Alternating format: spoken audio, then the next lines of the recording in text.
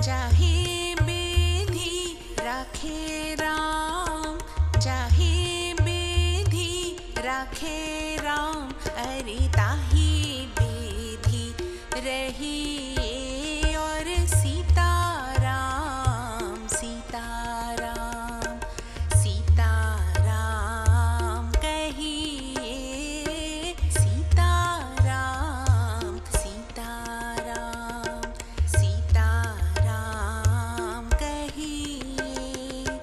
जाहि विधि राखे राम, ताहि विधि रही और सीताराम, सीताराम, सीताराम कहिए। भारत माता और हिसाली वाली मैया को मेरा प्रणाम। पावन चिंतन धारा आश्रम की ओर से सभी को जय श्री राम। श्री वाल्मीकि कृत रामायण एक धार्मिक ऐतिहासिक महाकाव्य में मैं अयोध्या कांड का भक्ति भाव से पठन करती हूँ। निवेदन है कि आप भी श्रद्धा भाव से इसका श्रवण करें। ओम श्री गणेशाय नमः। ओम श्री सरस्वते नमः। ओम श्री हनुमते नमः। ओम श्री गुरुवे नमः। श्री सियावर राम शरणागतम्।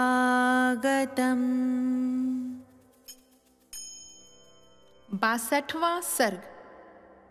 दुखी हुए राजा दशरथ का कौसल्या को हाथ जोड़कर मनाना और कौसल्या का उनके चरणों में पड़कर क्षमा मांगना। शोक मग्न हो कुपित हुई श्री राम माता कौसल्या ने जब राजा दशरथ को इस प्रकार कठोर वचन सुनाया, तब वे दुखित होकर बड़ी चिंता में पड़ गए। चिंतित होने के कारण राजा की सारी इंद्रियां मोह से आच्छन्न हो गईं।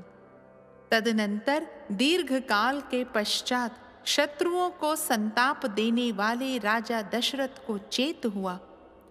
होश में आने पर उन्होंने गरम गरम लंबी सांस ली और कौसल्या को बगल में बैठी हुई देख वे फिर चिंता में पड़ गए। चिंता में पड़े पड़े ही उन्हें अपने एक दुष्कर्म का स्मरण हो आया, जो इन शब्द वेधी बाण चलाने वाले नरेश के द्वारा पहले अनजाने में बन गया था। उस शोक से तथा श्री राम के शोक से भी राजा के मन में बड़ी वेदना हुई। उन दोनों ही शोकों से महाराज संतप्त होने लगे। उन दोनों शोकों से दग्ध होते हुए दुखी राजा दशरथ नीचे मुंह किए थर थर कांपने लगे और कौसल्या को मनाने के लिए हाथ जोड़कर बोले, कौसल्ये, मैं तुमसे निहोरा करता हूं, तुम प्रसन्न हो जाओ। देखो, मैंने ये दोनों हाथ जोड़ लिए हैं। तुम तो दूसरों पर भी सदा वात्सल्य और दया दिखाने वाली हो, फिर मेरे प्रति क्यों कठोर हो गई?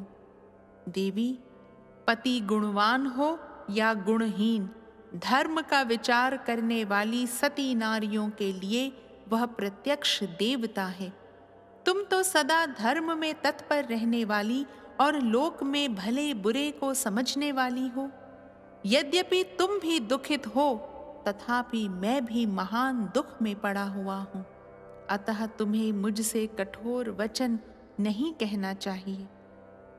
दुखी हुए राजा दशरथ के मुख से कहे गए उस करुणाजनक वचन को सुनकर कौसल्या अपने नेत्रों से आंसू बहाने लगी, मानो छत की नाली से नूतन वर्षा का जल गिर रहा हो।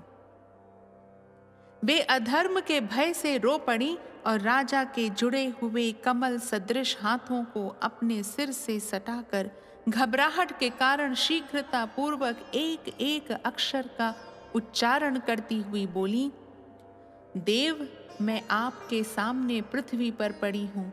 आपके चरणों में मस्तक रखकर याचना करती हूँ, आप प्रसन्न हो। यदि आपने उल्टे मुझसे ही याचना की तब तो मैं मारी गई। मुझसे अपराध हुआ हो तो भी मैं आपसे क्षमा पाने के योग्य हूँ, प्रहार पाने के नहीं। पति अपनी स्त्री के लिए इहलोक और परलोक में भी स्पृहणीय है। इस जगत में जो स्त्री अपने बुद्धिमान पति के द्वारा मनाई जाती है वह कुल स्त्री कहलाने के योग्य नहीं है। धर्मज्ञ महाराज, मैं स्त्री धर्म को जानती हूँ और यह भी जानती हूँ कि आप सत्यवादी हैं। इस समय मैंने जो कुछ भी न कहने योग्य बात कह दी है वह पुत्र शोक से पीड़ित होने के कारण मेरे मुख से निकल गई है। शोक धैर्य का नाश कर देता है, शोक शास्त्र ज्ञान को भी लुप्त कर देता है तथा शोक सब कुछ नष्ट कर देता है। अतः शोक के समान दूसरा कोई शत्रु नहीं है। शत्रु के हाथ से अपने ऊपर पड़ा हुआ शस्त्रों का प्रहार सह लिया जा सकता है, परंतु दैववश प्राप्त हुआ थोड़ा सा भी शोक नहीं सहा जा सकता। श्री राम को वन में गए आज 5 रातें बीत गईं। मैं यही गिनती रहती हूँ। शोक ने मेरे हर्ष को नष्ट कर दिया है, अतः ये 5 रात मेरे लिए 5 वर्षों के समान प्रतीत हुई हैं। श्री राम का ही चिंतन करने के कारण मेरे हृदय का यह शोक बढ़ता जा रहा है, जैसे नदियों के वेग से समुद्र का जल बहुत बढ़ जाता है। कौसल्या इस प्रकार शुभ वचन कह ही रही थी कि सूर्य की किरणें मंद पड़ गईं और रात्रि काल आ पहुंचा। देवी कौसल्या की इन बातों से राजा को बड़ी प्रसन्नता हुई। साथ ही वे श्री राम के शोक से भी पीड़ित थे। इस हर्ष और शोक की अवस्था में उन्हें नींद आ गई। इस प्रकार श्री वाल्मीकि निर्मित आर्ष रामायण आदि काव्य के अयोध्या कांड में 62वां सर्ग पूरा हुआ। राम रामेति रामेति रमे रामे मनोरमे सहस्रनाम ततुल्यम राम नाम वरानने। 63वां सर्ग राजा दशरथ का शोक और उनका कौसल्या से अपने द्वारा मुनि कुमार के मारे जाने का प्रसंग सुनाना। राजा दशरथ 2 ही घड़ी के बाद फिर जाग उठे।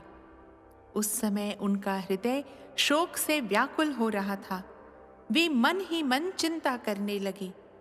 श्री राम और लक्ष्मण के वन में चले जाने से इन इंद्र तुल्य तेजस्वी महाराज दशरथ को शोक ने उसी प्रकार धर दबाया था जैसे राहु का अंधकार सूर्य को ढक देता है।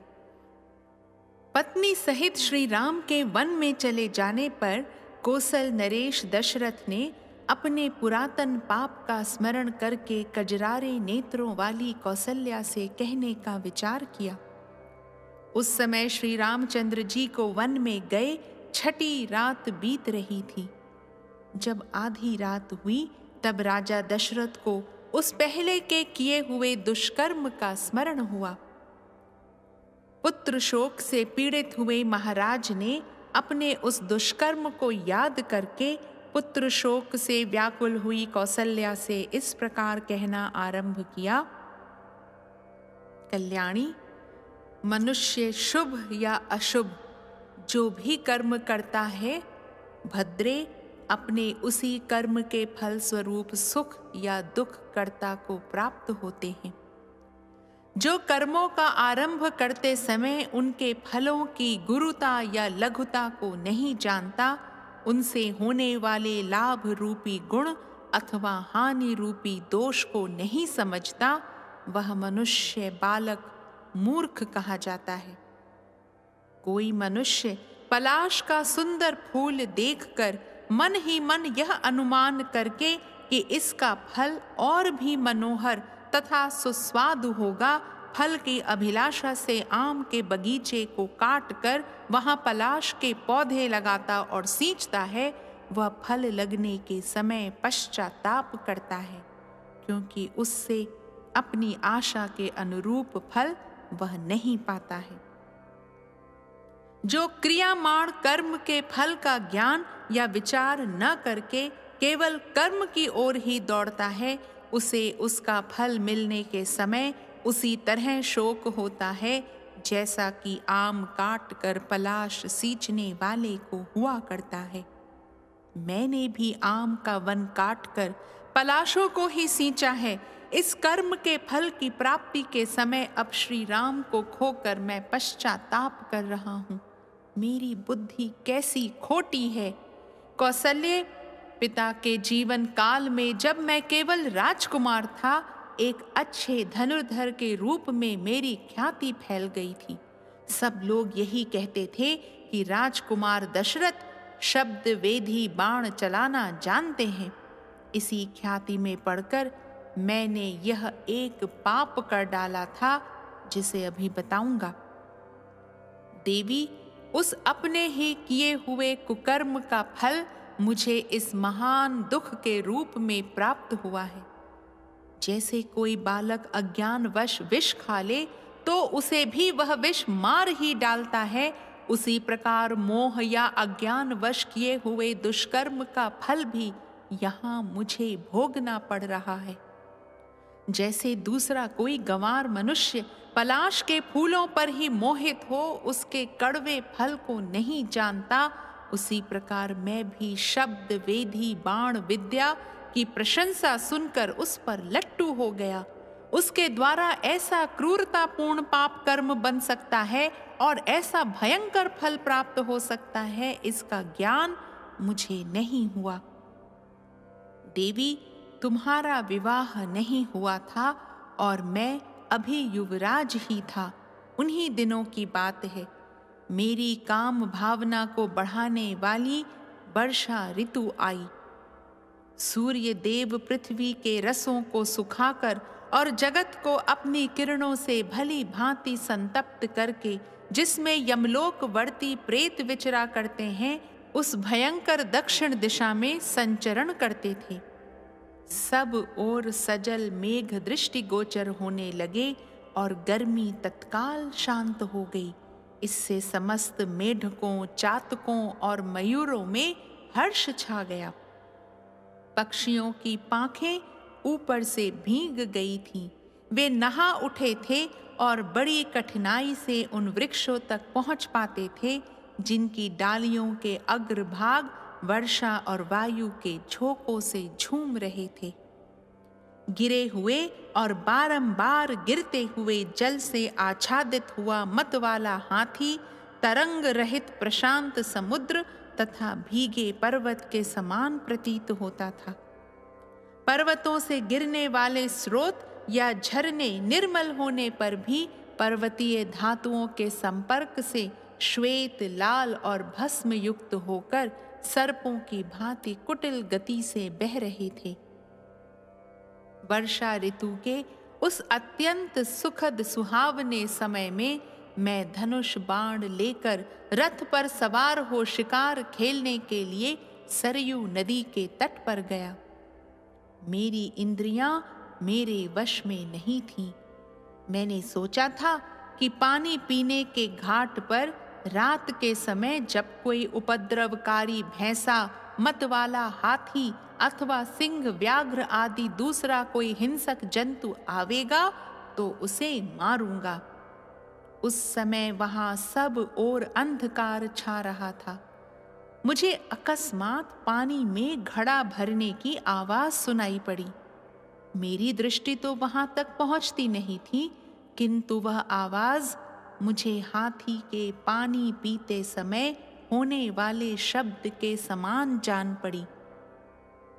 तब मैंने यह समझकर कि हाथी ही अपनी सूंड में पानी खींच रहा होगा, अतः वही मेरे बाण का निशाना बनेगा, तरकस से एक तीर निकाला और उस शब्द को लक्ष्य करके चला दिया। वह दीप्तिमान बाण विषधर सर्प के समान भयंकर था। वह उषः काल की वेला थी। विषैले सर्प के सदृश उस तीखे बाण को मैंने ज्यों ही छोड़ा, त्यों ही वहां पानी में गिरते हुए किसी वनवासी का हाहाकार मुझे स्पष्ट रूप से सुनाई दिया। मेरे बाण से उसके मर्म में बड़ी पीड़ा हो रही थी। उस पुरुष के धराशायी हो जाने पर वहां यह मानव वाणी प्रकट हुई, सुनाई देने लगी। आह, मेरे जैसे तपस्वी पर शस्त्र का प्रहार कैसे संभव हुआ? मैं तो नदी के इस एकांत तट पर रात में पानी लेने के लिए आया था। किसने मुझे बाण मारा है? मैंने किसका क्या बिगाड़ा था? मैं तो सभी जीवों को पीड़ा देने की वृत्ति का त्याग करके ऋषि जीवन बिताता था। वन में रहकर जंगली फल मूलों से ही जीविका चलाता था। मुझ जैसे निरपराध मनुष्य का शस्त्र से वध क्यों किया जा रहा है?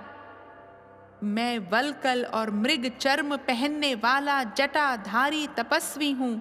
मेरा वध करने में किसने अपना क्या लाभ सोचा होगा? मैंने मारने वाले का क्या अपराध किया था? मेरी हत्या का प्रयत्न व्यर्थ ही किया गया। इससे किसी को कुछ लाभ नहीं होगा, केवल अनर्थ ही हाथ लगेगा। इस हत्यारे को संसार में कहीं भी कोई उसी तरह अच्छा नहीं समझेगा जैसे गुरु पत्नी गामी को। मुझे अपने इस जीवन के नष्ट होने की उतनी चिंता नहीं है। मेरे मारे जाने से मेरे माता पिता को जो कष्ट होगा, उसी के लिए मुझे बारंबार शोक हो रहा है। मैंने इन दोनों वृद्धों का बहुत समय से पालन पोषण किया है। अब मेरे शरीर के ना रहने पर ये किस प्रकार जीवन निर्वाह करेंगे? घातक ने एक ही बाण से मुझे और मेरे बूढ़े माता पिता को भी मौत के मुख में डाल दिया। किस विवेकहीन और अजितेंद्रिय पुरुष ने हम सब लोगों का एक साथ ही वध कर डाला? ये करुणा भरे वचन सुनकर मेरे मन में बड़ी व्यथा हुई। कहाँ तो मैं धर्म की अभिलाषा रखने वाला था और कहाँ यह अधर्म का कार्य बन गया। उस समय मेरे हाथों से धनुष और बाण छूटकर पृथ्वी पर गिर पड़े। रात में विलाप करते हुए ऋषि का वह करुण वचन सुनकर मैं शोक के वेग से घबरा उठा। मेरी चेतना अत्यंत विलुप्त सी होने लगी।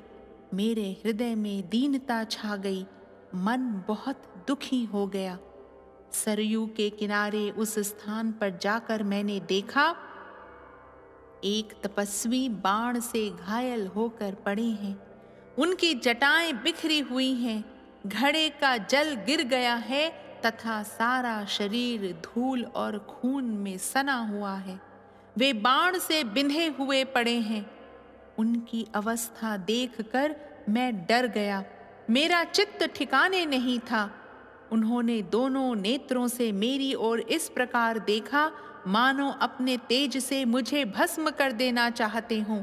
वे कठोर वाणी में ज्यों बोले, राजन, वन में रहते हुए मैंने तुम्हारा कौन सा अपराध किया था जिससे तुमने मुझे बाण मारा? मैं तो माता पिता के लिए पानी लेने की इच्छा से यहाँ आया था। तुमने एक ही बाण से मेरा मर्म विदीर्ण करके मेरे दोनों अंधे और बूढ़े माता पिता को भी मार डाला। वे दोनों बहुत दुबले और अंधे हैं। निश्चय ही प्यास से पीड़ित होकर वे मेरी प्रतीक्षा में बैठे होंगे।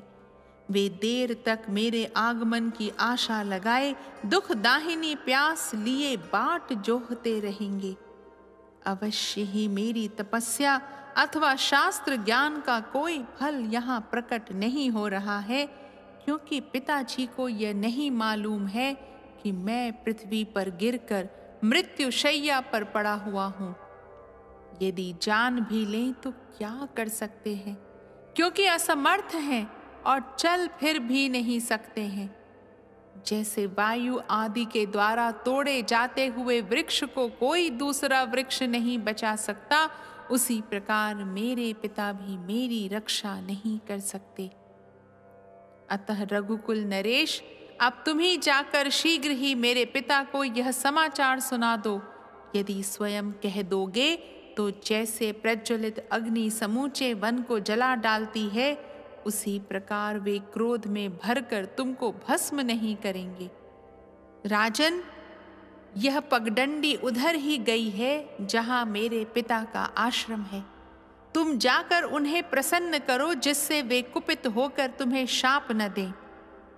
राजन, मेरे शरीर से इस बाण को निकाल दो। यह तीखा बाण मेरे मर्म स्थान को उसी प्रकार पीड़ा दे रहा है जैसे नदी के जल का वेग उसके कोमल बालुकामय ऊंचे तट को छिन्न भिन्न कर देता है।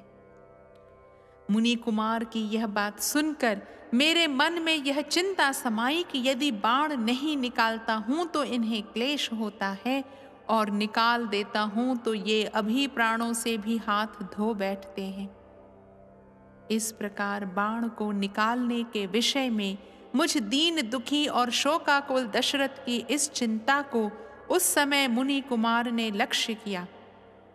यथार्थ बात को समझ लेने वाले उन महर्षि ने मुझे अत्यंत ग्लानि में पड़ा हुआ देख बड़े कष्ट से कहा, राजन, मुझे बड़ा कष्ट हो रहा है।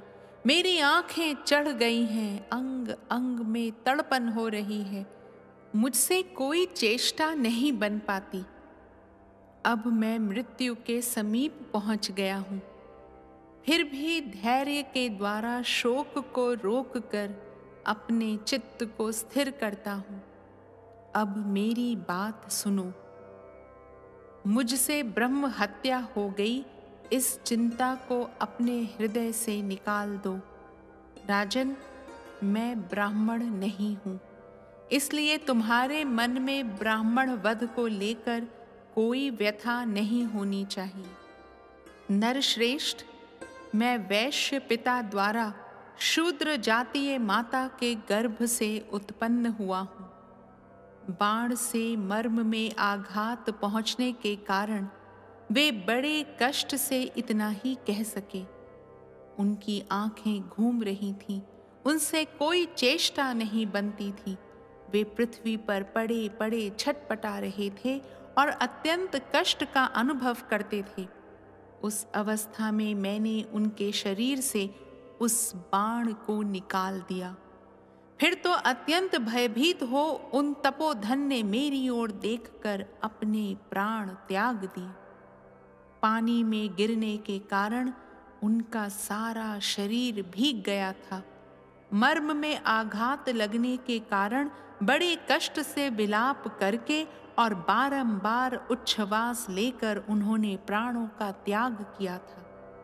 कल्याणी कौसल्य उस अवस्था में सरयू के तट पर मरे पड़े मुनि पुत्र को देखकर मुझे बड़ा दुख हुआ।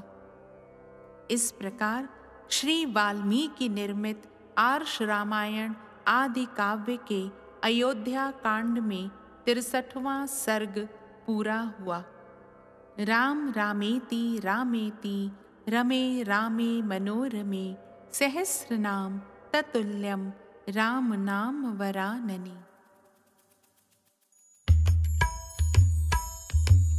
दशरथ नंदन राजा राम, बड़े कृपालु मेरे राम। सीता के सत पावन राम, सदचित